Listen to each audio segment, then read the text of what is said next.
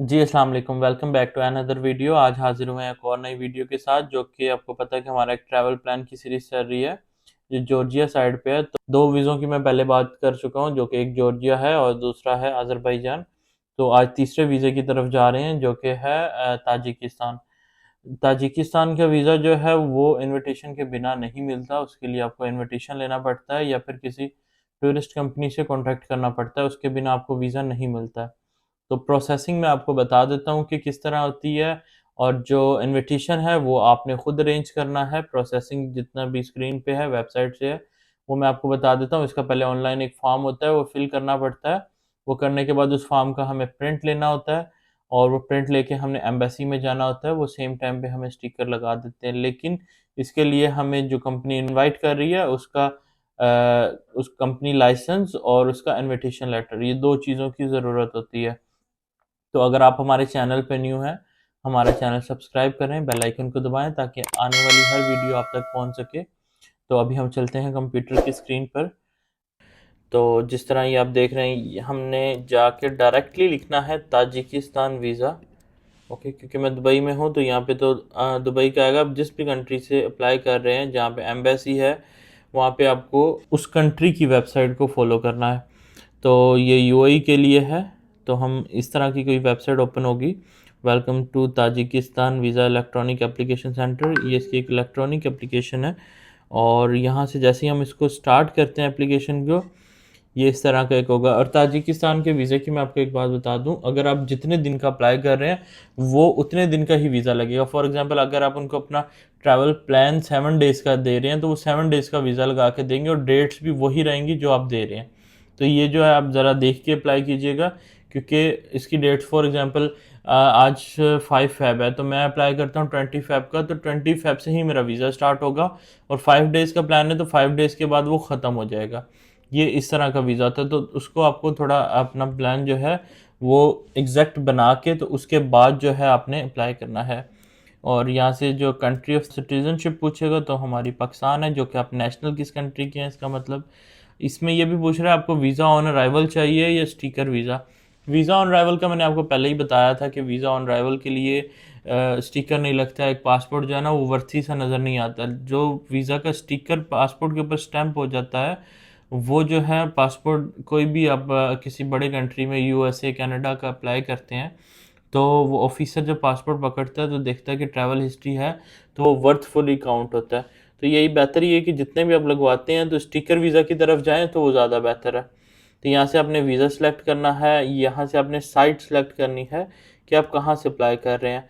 जैसे मैं दुबई से अप्लाई कर रहा हूँ, तो इधर से मैं दुबई को सिलेक्ट करूँगा। मेरे जो एम्बेसी है वो यहाँ पे लगती है अबू धाबी नियरेस्ट, तो मैं अबू धाबी सेलेक्ट करता हूँ, इंडिविजुअल करेंगे। और दूसरा इसमें हमने वीज़ा टाइप में चले जाना है, तो यहाँ पे ये टूरिज़्म वीज़ा सेलेक्ट करेंगे।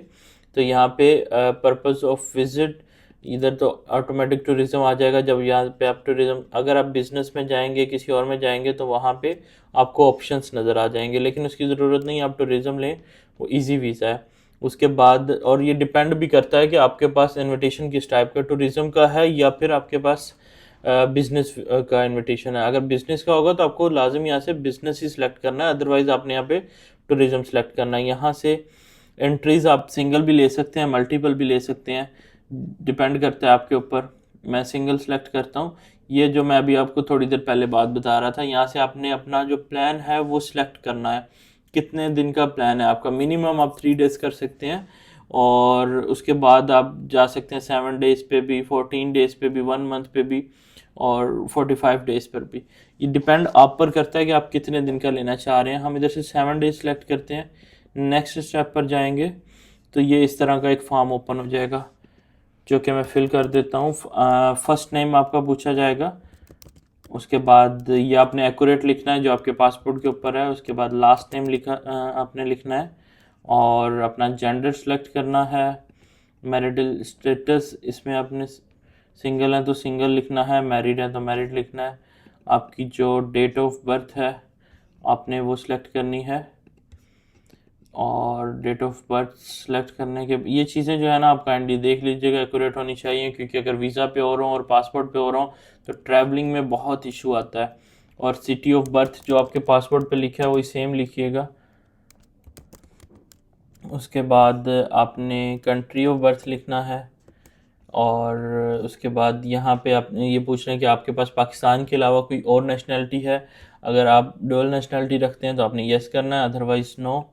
और आपका जो भी कॉलिंग नंबर होगा, जिस कंट्री में आप रह रहे हैं उस कंट्री का आपने अपना कॉलिंग नंबर देना है। तो मैं एक फ़र्ज़ी सा दे देता हूँ। और उसके बाद आपका परमानेंट एड्रेस, ये वो एड्रेस आएगा जिस कंट्री में, फॉर एग्जांपल मैं दुबई में रह रहा हूँ तो मैं दुबई का एड्रेस लिखूँगा। अगर आप अबू धाबी में है, अलाइन में है, आपने उधर का लिखना है। अगर किसी और कंट्री जैसे सऊदीया, बहरीन, कतर, कहीं से भी अप्लाई पाकिस्तान से कर रहे हैं तो आपने वहीं का एड्रेस लिखना है एक्यूरेट। और मैं कोई भी एड्रेस डाल देता हूँ, पाकिस्तान टावर शेख जायद रोड। उस और उसके बाद आपका ईमेल जो है वो आपने बिल्कुल उसको 2-3 बार चेक करके देनी है। उसका रीज़न ये है कि इसकी जो अप्रूवल होगी वो आपकी ईमेल पे आएगी। इसको सबमिट करने के बाद एक सबमिशन की ईमेल आएगी और उसके बाद दूसरी ईमेल आएगी अप्रूवल की। तो आपने जो ईमेल देनी है वो आपने बिल्कुल एक्यूरेट देनी है, अदरवाइज़ जो है वो फिर आपको अप्रूवल जो है वो नहीं आएगी, तो आपके लिए प्रॉब्लम हो सकती है अप्रूवल को लेके।